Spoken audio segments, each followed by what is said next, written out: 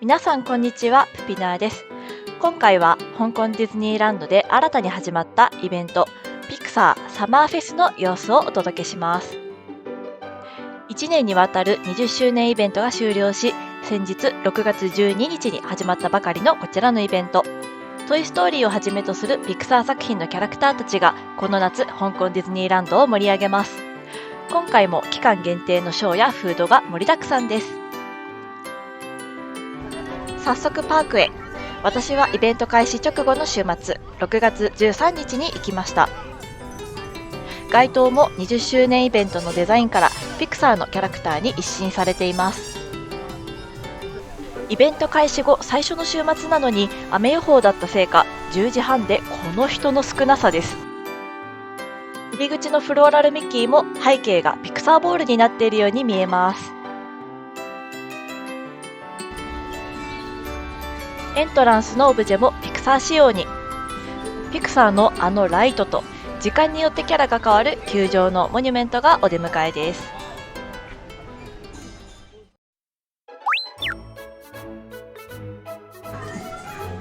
店頭にはトイストーリーの新商品がずらり。帽子から洋服、ヘアアクセまで自分が実際に身につけられるタイプのグッズがすごく多い印象を受けました。映画トイストーリー5がもうすぐ公開なので、やはりそれに向けて熱が高まってきているように感じますね。トイストーリーなだけあってフィギュアや子供向けおもちゃなど他のキャラになかなかない商品構成が面白かったです。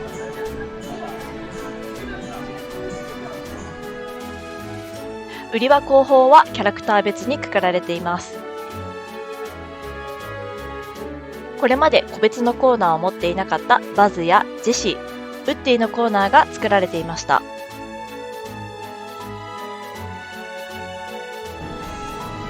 そしてもう一つ、おなじみのダッフィー&フレンズにも5月末から新商品が登場しています。黄色いレモンをあしらった夏らしい爽やかなコレクション。とっても可愛かったので、ぜひ手に取ってみてください。あとは中央の売り場がミッキーをテーマにした新しいコーナーに切り替わっていたり、いろんなピクサーのキャラクターがギュッと集まった小さいお子様も楽しめそうなコーナーが新設されてました。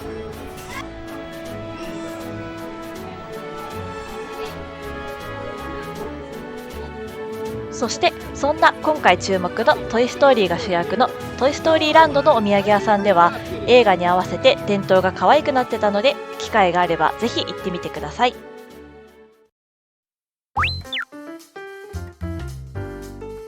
ここからは期間限定グルメのご紹介です。まずはメインストリート USA にあるこちらのコーナーカフェへ。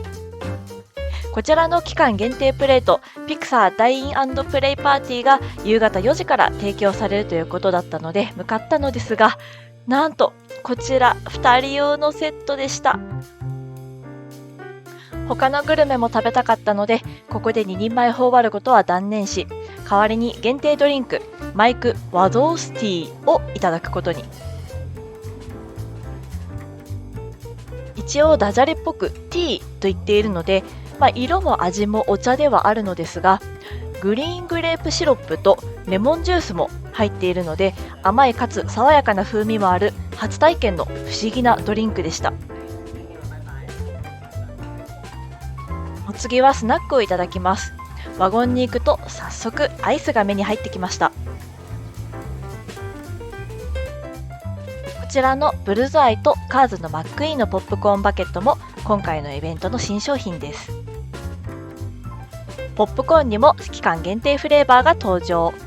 6月12日から7月18日まではハニーマスタード味、7月19日から8月31日はベーコン&チーズ味になるそうです。右手のドーナツも期間によってキャラクターが切り替わります。6月12日から7月18日が喜びと恥ずかし、7月19日から8月31日は怒りとビビリになるそうです。まずはマイクのアイスを購入。こちらはメロン味でした。中から可愛いマイクが登場。メロンの味がするのはマイクの黄緑色の部分で、土台の白い部分はミルクアイスでした。外が熱くてびっくりするスピードで溶けていくので、急いで食べることをおすすめします。もう一つ、ここではハニーマスタードのポップコーンを買いました。ベースは甘いハニーフレーバーですが、上からマスタード風味のパウダーが振りかけてある感じです。辛さはなく癖になる味で美味しいです。編集している今も横でこのポップコーンをつまんでいます。続いてはアドベンチャーランドにあるカリブニグリルへ。お目当てはカール G さんの空飛ぶ家をモチーフにしたエッグワッフル。エッグワッフルのポコポコを風船に見立て、カラフルに色付けされています。ピクサーのキャラクターと香港名物を組み合わせた、ここ香港ディズニーでしか食べられない味だと思いました。色によって若干味が違っていて、緑の部分が少し甘めで、ピンクの部分が意外にもちょっと塩辛い味付け。そしてプレーンな色の中には何か入ってました。私の味覚が間違えてなければ、香港名物のフィッシュボールだと思います。グルメ編最後にご紹介するのは、It's a Small World の前のアイスクリーム屋さんで売られているこちらのブリオッシュジェラートサンドイッチ。注文してから目の前でブリオッシュの部分を焼いてくれるので、出来たて熱々の状態で提供されます。食べ進めていくと、中から冷たいバニラアイスといちごジャムが出てきました。あったかいのと冷たいのの組み合わせが最高で、これめちゃくちゃ好みの味でした。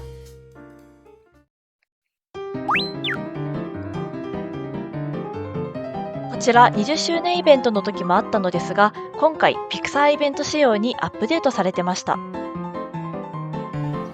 これはスタンプラリーのようなもので、パーク内にあるスタンプをすべて集めるとピクサーデザインの特別なギフトがもらえるというものです。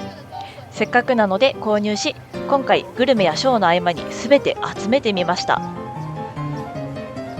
パスポートにスタンプの場所のヒントが記載してあります。見つけたらこのようにスタンプを押していきます。だいたい各エリアに3個スタンプが用意されています。基本的には20周年記念のマジックパスポートの時と同じような位置に設置してありました。ですが微妙に位置が違ったり、前回なかった場所に新たに設置されているところもあったので、ぜひ頑張って探してみてください。残りスタンプの場所をダイジェストでお届けしていきます。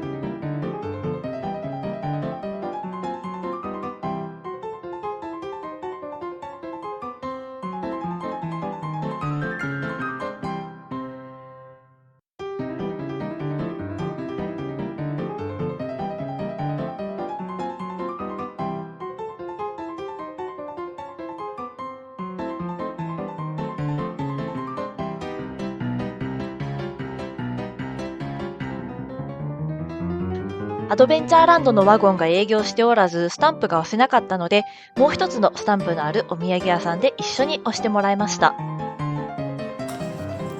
すべてのスタンプを集めたので、メインストリート USA のお土産屋さんに行き、キャストさんに声をかけました。This one. Okay, thank you. 無事ギフトをゲットです。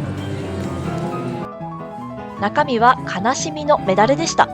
大事に記念として取っておきたいと思います。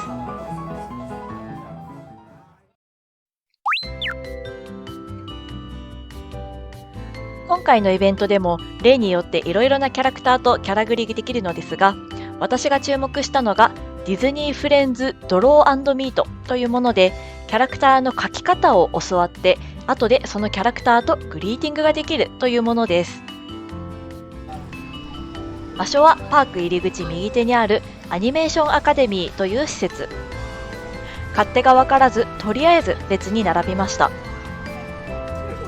順番に案内され、なんとか枠の最後ギリギリに滑り込むことができました。順番に入っていって、枠いっぱいで入れなければ次の枠という仕組みだそう。ただ、時間帯によってどのキャラクターに会えるか決まっているので、お目当てのキャラクターがいる場合は早めに行って並ぶか、課金して DPA ディズニープレミアアクセスを手に入れた方がいいかもしれないです。こんな感じで各デスクに鉛筆と紙が用意されています。キャストさんが見本を見せてくれるので真似しながら書き進めます。基本的に説明は広東語なのですが、まあ絵を真似るだけなので分かんなくても問題ありません。ちなみにどのキャラクターを描いているか皆さん分かりますか？ここまで見えればお分かりですね。トイストーリーに出てくる恐竜のレックスです。私、そこまで絵心はない方でして、まねっこにもかかわらずだいぶアンバランスな部分がありますが、多めに見てください。ちなみにこの回、たまたま前の方も横の方も日本人で、どちらも小さなお子様連れだったのですが、上手に描けたねみたいな会話をしている微笑ましい様子の横で、アラサーの女が一人真剣に黙々と取り組んでいるのがなんだか大人げなくて、勝手に一人で恥ずかしくなってました。そんな小話をしているうちに気づけば完成間近です。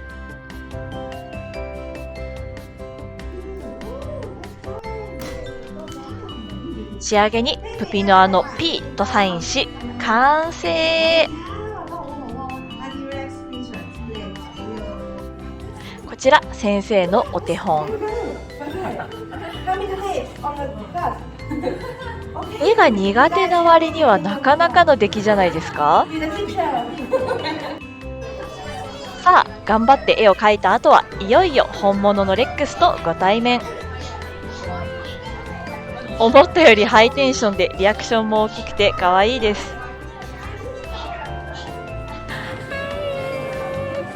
可愛い。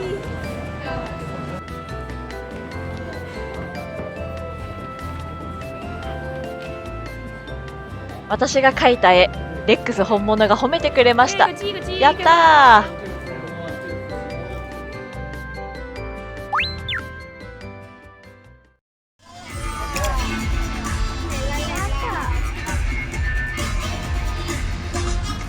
こちらは今回のイベントの新しいパレード。Let's Cool Off 一緒に濡れて涼しくなろうぜというテーマの夏らしく水を使ったパレードです。注意書きに濡れるかもしれないのでご注意くださいとあったのですが、まあね、ちょっぴり水かかるくらいしょうがないよねと楽観的に思ってました。この時までは。近づいて気づきました。あれ、なんか水の飛距離長くないって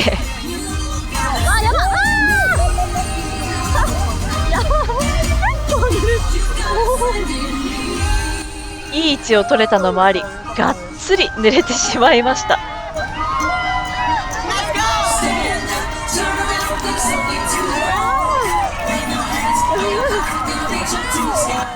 ここでバズがやってきました。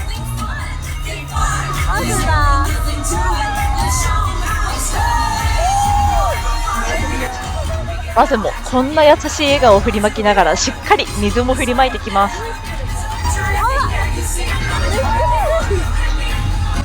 注意の悲鳴からもなかなかな水の量だということがお分かりいただけるかと思います。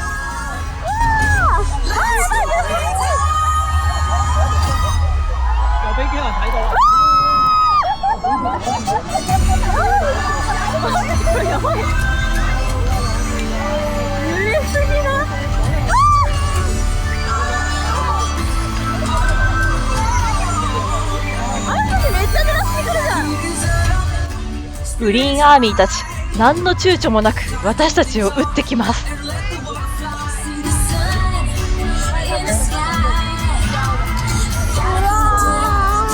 ここでウッディたちの乗った大きなフロートがやってきました。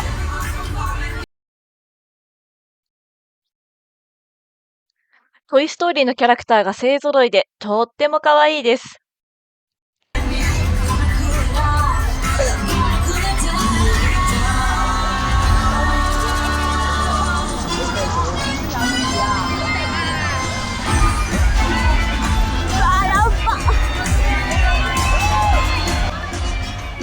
のファンサはもらえたけど、おかげでびしょびしょ。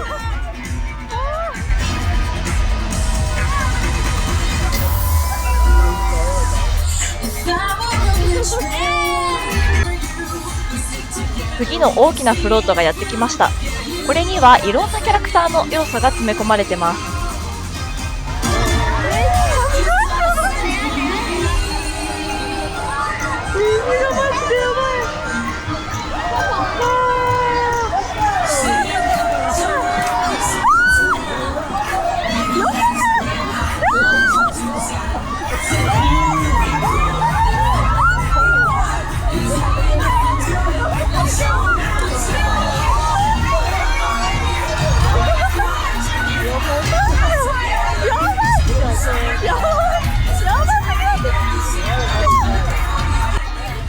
マリの濡れっぷりに思わず絶叫。この時点で服もカバンもびっしょびしょです。びしょ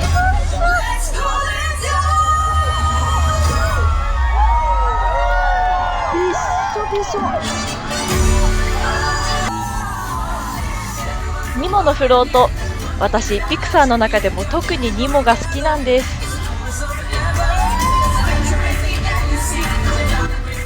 でも容赦なく水を降らせてきます。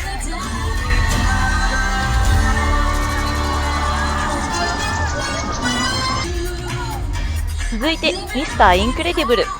幸いこの人たちは濡らしてこなかったです。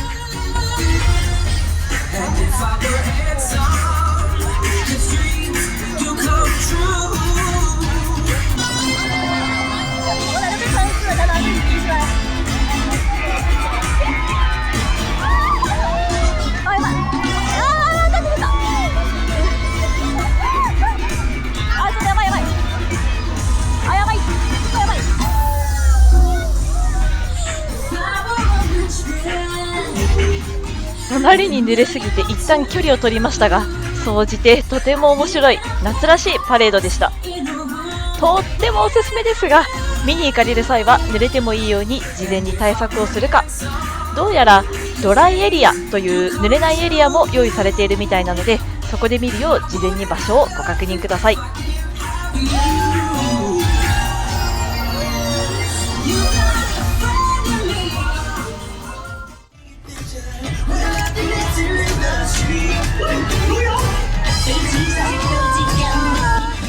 こちらは20周年イベントの時にもご紹介したパレード。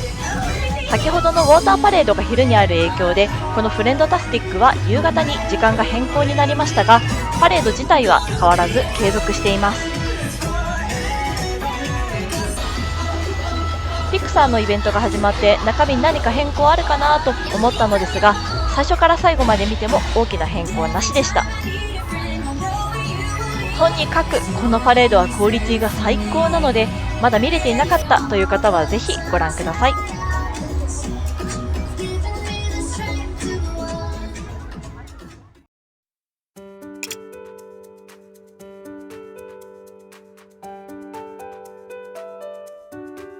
夜のキャッスルショーモーメンタスの前に新たにピクサーがテーマのキャッスルショーが追加されました。今回は特別観覧エリアの課金をしなかったので、開始約1時間半前から場所取りをしました。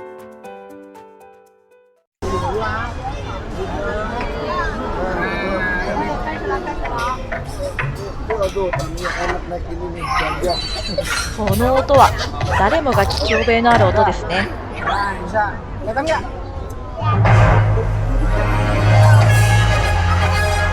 ここからは新作ショーの様子をノーカットでお届けします。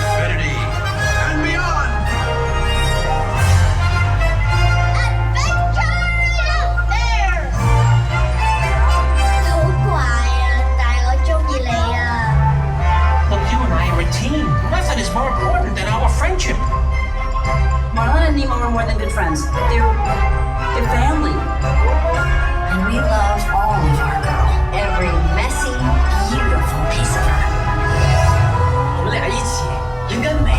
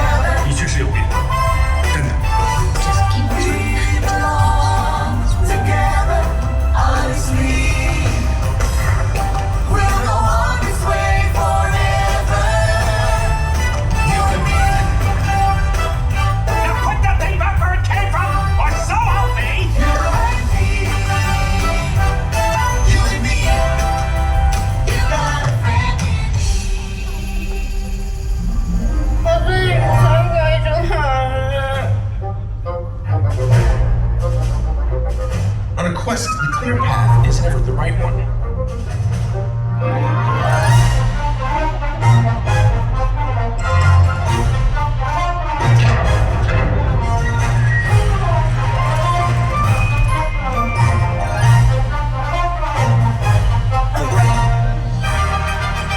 See what they all have in common? No, not really. Exactly. 留下我呀！哎呀，留下我呀！239.5，239.5啊！现在你的死期到了。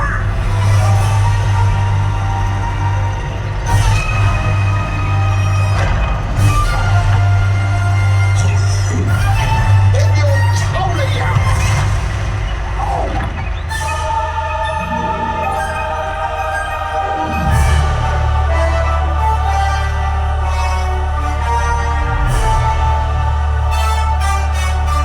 ！We meet again for the last time. Don't be such a baby.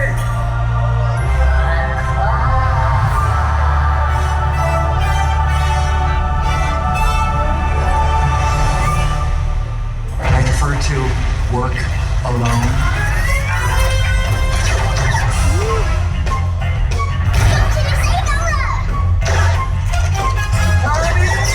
Where's my super suit?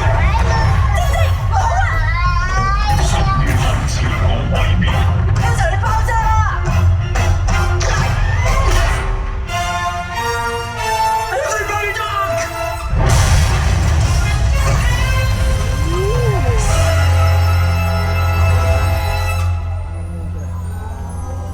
有時你要戰勝自己嘅恐懼，先會體會到事物靚嘅一面。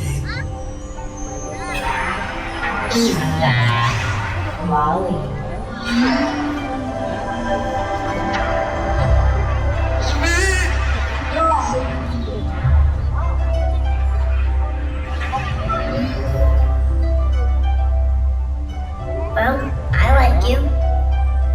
And you seem fine to me. I'm doing it, Alberto! I'm doing it! Kitty! I would like to award you the Ellie Badge. So long, partner. 我哋好錫你㗎，我哋係死黨，係唔理點都好。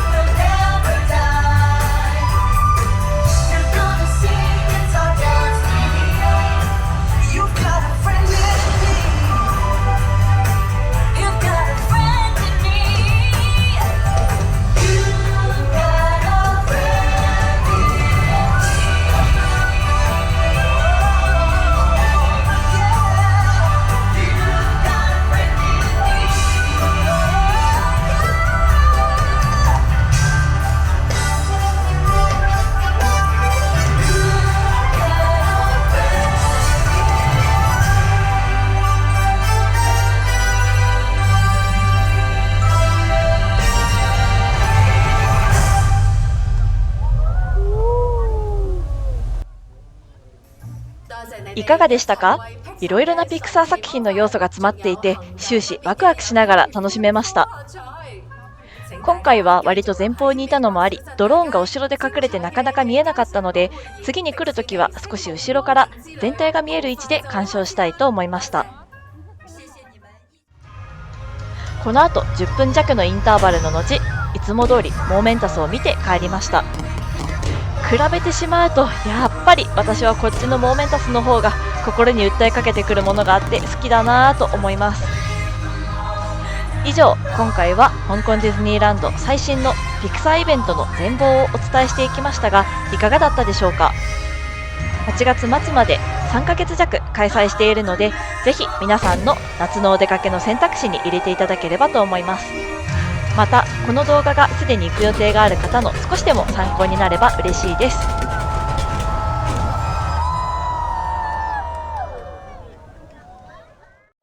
最後までご視聴ありがとうございました。また次の動画でお会いしましょう。